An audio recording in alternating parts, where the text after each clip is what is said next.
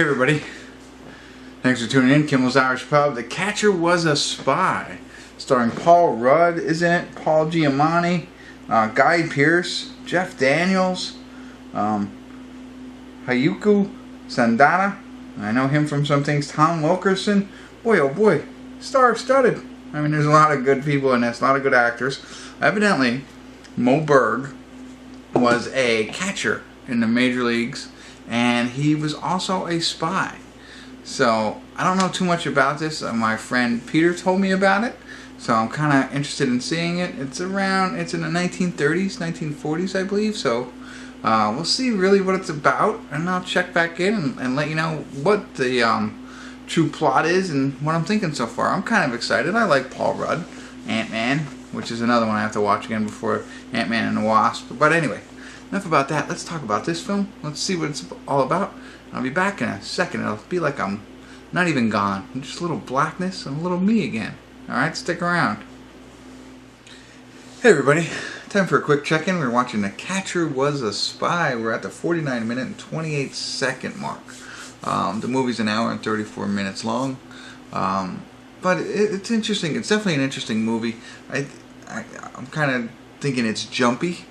And, you know, like they're jumping around a little bit. So the catcher becomes a spy. Basically, it starts off with him in a mission as a spy kind of thing, where he's supposed to assassinate somebody.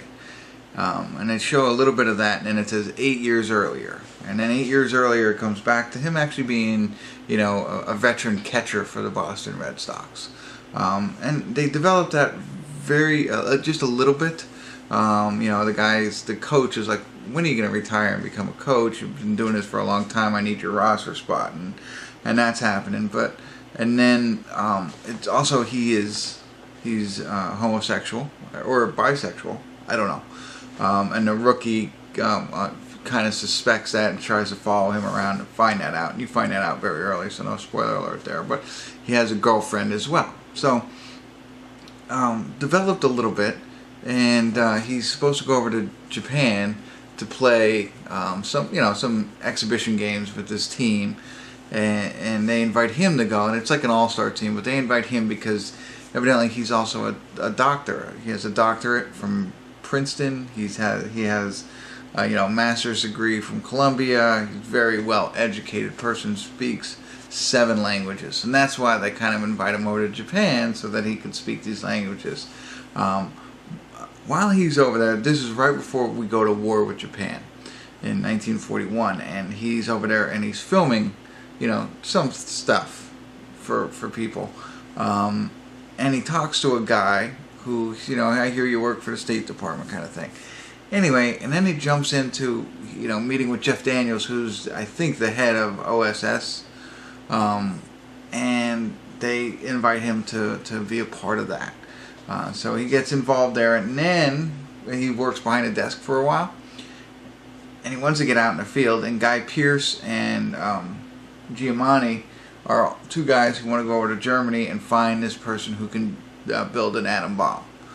So it jumps really quick. He really wasn't a catcher very long. I get it, he was, but they don't show that much. But he jumps right into OSS and then right over to Germany. So that's a little criticism there so far. It is very interesting. This is based on a true story. And I'll keep watching a little bit, but I think I've caught you up. They're now like in the war zone, trying to find this professor or chemist or whatever he is, the guy who can help build the atom bomb. I don't know what their purpose is to do with him. I didn't quite catch that. But we'll see. I'm going to keep going here. Probably won't stop into the credits. I actually wasn't even going to do a check-in. I was just going to talk about it at the end, but got a little interruption, so I thought perfect timing to talk to you guys. And I told you I'd be back. It was like darkness and then me again. Let's see if we can make that magic happen again. A little bit of darkness and then me again. Hey everybody. We're at the credits of Catcher Was a Spy. And I'll say it's good, not great. Like I said, they don't really focus on him being a catcher too much. Maybe that you don't need that.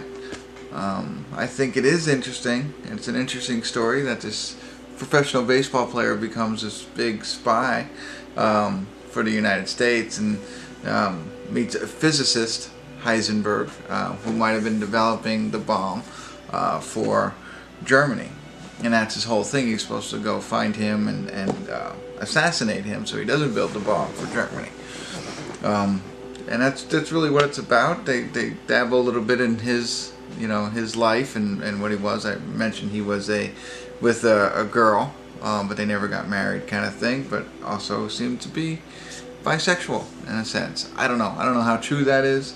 And then I don't know if I lack the history knowledge, but I found it. I lost somewhat of an interest as they continue to do this, and they're going after the professor, trying to find him so that he can assassinate him. But there's this not so much a cat and mouse, but like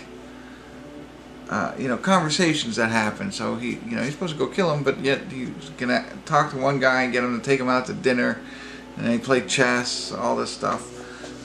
I don't know. They kind of lost it for me there. It seemed like, I'll put it to you this way. I told you it was an hour and 34 minutes. I'm thinking that they filmed the movie for over 2 hours, and then they chopped it up, and they gave us this.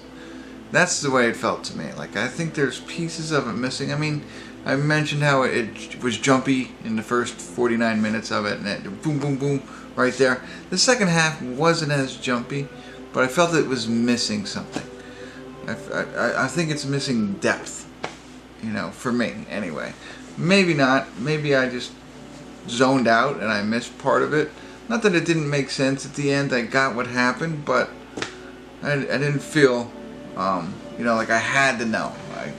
I wasn't, deeply involved in what was going on or committed to the movie in a sense. So I felt that it missed something for me, anyway. Oh well, that's my thoughts on it. Interesting story. I'd like maybe to read the book or have somebody read the book to me. About this guy. Very interesting, and I like that, but the story that they developed to tell that story, I didn't think they did a good job. I liked Paul Rudd, and all the actors and stuff. Nothing wrong with that. It's just, I don't know if it's the directing on this one or the writing. Oh well.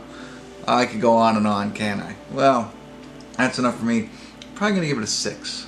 So do with that what you will. If you check it out, love to hear comments.